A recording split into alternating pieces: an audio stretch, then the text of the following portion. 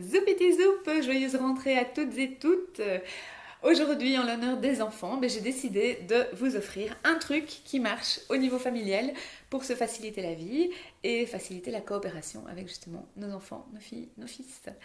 Il s'agit des formules magiques. Alors, qu'est-ce que c'est que ça? Eh bien, en fait, dans notre famille, on a mis au cours du temps, en route, des formules qui sont habituelles, qui sont ritualisées, qui nous permettent de susciter la coopération, d'interrompre des choses qui ne nous conviennent pas, ou bien simplement de mettre de la gaieté dans le quotidien en disant les choses plus rapidement. Comment ça marche? Eh bien, par exemple, quand mes enfants sont en train d'en venir aux mains ou aux pieds, eh bien, j'ai une petite expression toute simple qui est 1, 2, 3, pied chez soi, ou 1, 2, 3, main chez soi. C'est une expression que j'avais inventée complètement par hasard, qui a très bien marché sur le moment, et que j'ai réutilisée. Et au fur et à mesure, je me suis rendu compte que les enfants l'avaient complètement intégrée, et que parfois même, ils l'utilisaient alors que je n'étais pas dans les parages. Donc ça, c'est bien la preuve que ça marche. On avait aussi une formule magique quand les enfants étaient plus petits, qui était en avant, pète dans l'air. Ça nous permettait, eh bien, à la fin de ce qui doit être fait, d'avoir un petit pète bien proposé pour pouvoir le nettoyer. Euh, on a aussi quelque chose qui nous permet, quand tout d'un coup l'énergie baisse et que les pieds deviennent lourds au cours d'une balade par exemple, de raviver l'énergie. Alors je vous passe les détails sur d'où ça vient, mais en tout cas, qu'est-ce qu'on fait? On appelle la force de dragon militaire louveteau pirate, et je vous assure que les enfants, ça remonte d'un coup. Alors pourquoi ça marche? Pour trois raisons. D'abord parce que c'est rythmé, donc il y a le son qui fait que ça donne envie de faire attention, donc c'est très pratique pour interrompre quelque chose qui serait prenant par exemple. Parce que c'est ritualisé, hein, c'est la même formule qu'on va utiliser à chaque fois, et donc les enfants, ils entendent les premières syllabes, ils savent ce qui va suivre, ils savent ce qui va se passer, et donc ils sont plus incités à coopérer.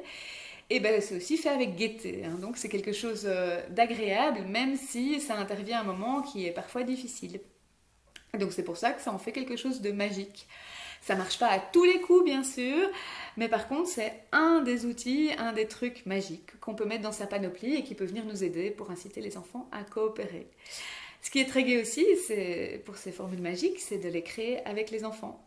Par exemple, pour ma fille qui a du mal à gérer les changements, les transitions, ou quand tout d'un coup quelque chose n'est pas vraiment comme elle l'avait prévu, on a ces deux mots qui sont mission, adaptation, qui arrivent et qui lui permettent de saisir ce qui est en train de se jouer et de savoir, ok, là, c'est le moment où je dois un peu lâcher prise et où je dois m'adapter à ce qui est en train de se jouer.